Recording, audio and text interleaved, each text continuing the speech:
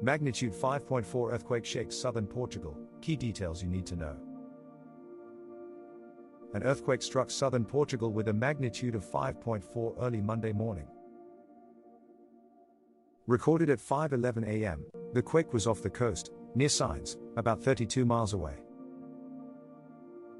The USGS noted the earthquake's depth was nearly 11 miles beneath the surface.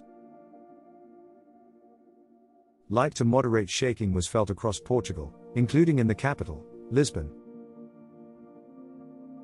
Portugal's institute reported at least 4 minimal aftershocks following the initial quake. Stay informed with us for more updates on seismic activity.